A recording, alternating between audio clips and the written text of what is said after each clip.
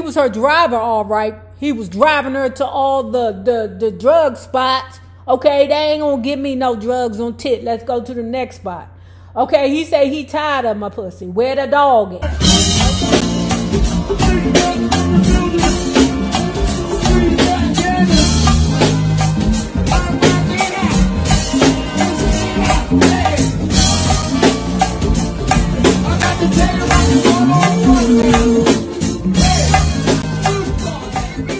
We done had some demons visit this book club. You know, Clive Davis, Diablo, Thick Thighs Diddy. But we ain't never come across a female serpent like this. We saw it as a form of betrayal and a watering down of the brand. Anita and I quickly moved to trademark the name to protect the Pointer Sisters' legacy. Remember when Ralph Tresvant and Johnny Gill did that to the New Edition? Like, damn, y'all been singing in this group for 100 years. Y'all ninjas ain't think to run out there and trademark the damn name? Y'all wouldn't do that. And then how the hell Johnny Gill get the name? He wasn't even an original. The point was punctuated when our attorney, Marty Singer, sent them both a cease and desist letter. While it didn't mean much in regards to Bonnie, it devastated our relationship with June. It's still painful to talk about June's last years because I often wonder if I might have changed things had I set a better example as the older sister. Yeah. It's a lot of pressure on us older sisters. Part of me thinks yes, but then I realize that ultimately we are all responsible for our own actions and decisions. Yeah, whatever it is you gotta tell yourself to keep yourself warm at night. The heartache of June's addiction was compounded by my mother's steadily failing health. Mom had been suffering with diabetes for several years. Because I lived in Boston, the last few years of her life, I didn't get to see her as often as I liked. But we spoke on the phone frequently. As we got older, Mom and I grew closer and became like girlfriends. Mom died on November 15th, 2000. Her 4 oldest children and my oldest daughter, Fawn, were at her bedside at Cedars-Sinai Medical Center in Los Angeles. Fawn was especially close to my mother, and they enjoyed a very special relationship. She actually watched Mom take her last breath. She's gone, Fawn said. Anita and I were lucky in that we had strong support systems. I had Mike and the kids, and Anita had her daughter, Jada, and granddaughter, Roxy, to help us through our grief. June had nobody. She had that mother friggin' Beelzebobba Bonnie. That bitch. June had nobody, and the loss of the person who loved her the most was the final blow that fetched her at long last onto the devil's doorstep. Well, she always been with the devil. The lady was sleeping in the same bedroom as y'all. Beelzebobba Bonnie. A month after my mother's death, I was back on the road, this time on a trip to Europe for the USO. The Pointer Sisters finally inked a deal with the promoters of Night of the Proms for its 2002 tour of Europe. Despite our less than stellar introduction to them about 2 years earlier, June was there, but she looked a fucking mess because she was out all night partying with that damn Beelzebobba Bonnie. The Pointer Sisters finally inked a deal with the promoters of Night of the Proms for its 2002 tour of Europe, despite our less than stellar introduction to them about 2 years earlier. We sort of pulled a fast one by waiting until the last minute to inform the promoters of a roster change. Okay. On one hand, I'm like, ooh, that's so disingenuous. You shiesty mother hunting you. But on the other hand, girl, I get it. Sometimes you got to do what you got to do. We sort of pulled a fast one by waiting until the last minute to inform the promoter of a roster change. My daughter, Issa, in for June because we didn't want to give them a chance to change their minds. Now, to be quite honest with you, we love all the Pointer sisters except for that fucking Beelzebobba Bonnie. To me, it's still as effective without June. My daughter Issa in for June because we didn't want to give them a chance to change their minds. We really needed this one. And by God, we weren't about to allow the opportunity to slip through our fingers. I get it. Anita and I had talked for some time about having Issa and her daughter Jada alternate in the third spot in the lineup. They were young, talented, and best of all, they were honest to God pointers. Facts. That's what matters. Because remember when the Supremes pulled that fast one on us? When we thought it was Flo up there still singing, and for real it was the Cindy Bird song? This ain't Flo. What the hell? She light-skinned like the Flo, but she ain't Flo. It's always been a family affair. Issa was chosen first because she had experience singing solos at a lot of New England area functions. She is much like her father in that she has great stage presence and self-confidence. Well, she is, Dennis's, I can see your dick print through your pants, Edward's baby girl. But when I told her about the opportunity, she didn't exactly jump for joy. In fact, she protested that she wasn't ready to fill June's shoes. Yes, you are, baby. I explained to Issa that it wasn't possible for June to commit to a 3-month tour and that the Pointer Sisters were in a bind and really needed her help. Besides, it was a variety show featuring several other headliners, and our spots were only 15 minutes apiece. We'd be on and off before you know it, I said. Pack your bags and let's go, I said. Man, to have your mother right there, even though, she's seen some ugly things with her mother and her father, but man, listen, to know that your mama is right there, there's no sense of security like your mother.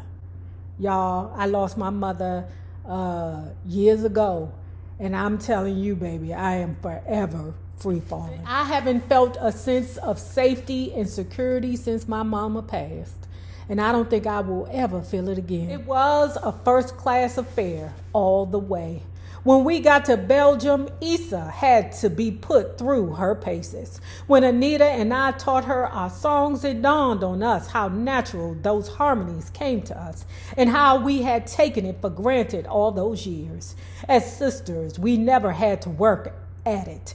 We instinctively knew what the other was going to sing. I also had to get Issa over her butterflies. This was a huge deal, performing in large indoor arenas. The Elks Club, it wasn't. After our first rehearsal, which took place in a small room, I took Issa by the hand, told her to close her eyes, and walked her out to the arena stage. Then I had her open her eyes. Whoa, this is big, she said. I wanted Issa to see the room before the concert so that she wouldn't be shocked when she stepped out on stage. I assured her she could do this and that everything would be all right. With your mama right there, believe it. Issa had every right to be afraid, but Anita and I had her back and weren't going to let her fail. You got your mama and your auntie there? Baby. We were passing on the baton to a new generation, and we wanted to make sure she knew how to take it and run with it. After standing on the stage for a while, she turned to face me. I got this, mama. The proms tour went without a hitch until the eve of the last show when Anita received a transatlantic phone call about her 37-year-old daughter, Jada. Man, when I read Anita's book, when I tell you this shit broke my heart. My heart sank, but I tried to stay strong for my sister. I told her this wasn't necessarily a death sentence and that many people were not only living longer with cancer, but were even beating it thanks to advanced research and good health care. I promised Anita I would come to LA and help her in every possible way. Mike was very supportive and told me to start packing. He would take care of the kids, get them where they needed to be, and run our household. Jada was my favorite niece, and was just an angel. She was smart, beautiful, kind, and talented. She had the most infectious laugh and beautiful pair of full lips I have ever seen.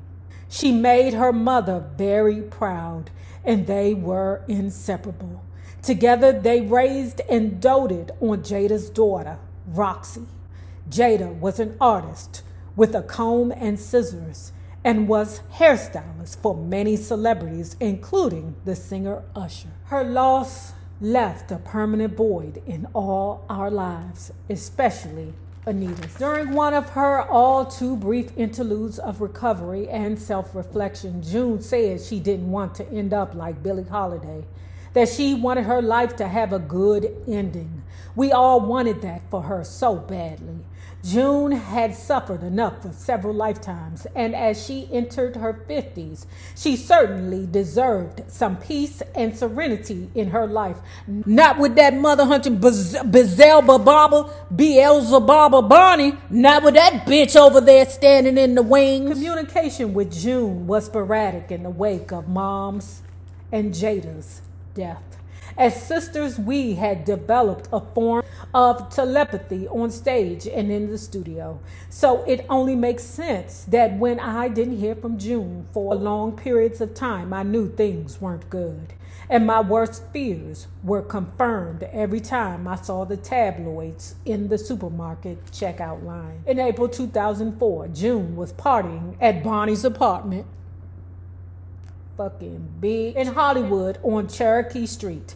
Neighbors called police to complain of illegal drug sales, and when narcotics officers arrived, they found June and Bonnie inside, along with 3 others in possession of crack cocaine and pipes. They slapped the cuffs on June and Bonnie and took them to jail. They were charged with felony drug possession and misdemeanor possession of a smoking device. A few days later, they were each released on a $10,000 bail. June later pled guilty and was sent to court-ordered rehab. Like all of the other prior attempts, it didn't work. June was back in the slammer a few months later. By then, she was living in an apartment in Hollywood with a loser named Joel Cogney, a French native, a dozen years June's senior, and the kind of guy she wouldn't have looked twice at when her head was on straight. Cogney had been June's driver when she lived in a house near Sunset. Yeah, he was her driver, all right. He was driving her to all the drug spots. Okay, they ain't gonna give me no drugs on tit. Let's go to the next spot. Okay, he said he tired of my pussy. Where the dog at? He did his damnedest to get June to marry him in hopes of attaining power of attorney over her and getting hold of whatever cash and assets he figured she had. One night, Cogney made the mistake of objecting when June invited a dealer over. June pointed out the error of his ways by punching, kicking, and scratching the hell out of him. When the police arrived, Joe was a bloody, toothless mess. June spent 2 days in jail on battery and corporal injury charges. After Cogney, I think that's how it could be Cogney or Cogney, I don't know. After Cogney took out a restraining order on June, he ran to the tabloids with a story painting himself as June's would-be savior from drugs and booze. Damn, y'all is burning June up. You know what this reminds me of? How they was doing Whitney Houston. Like, damn. And then half the mother hunches that was running to the damn tabloids was smoking the crackers with her. Publicly countered with an allegation that Cogney was messing around with her niece, my granddaughter, Onika, who was living with them at the time, and June was simply protecting her. Who knows what the deal really was? 6 months later, June, hold on, what? What is this about? You say that you love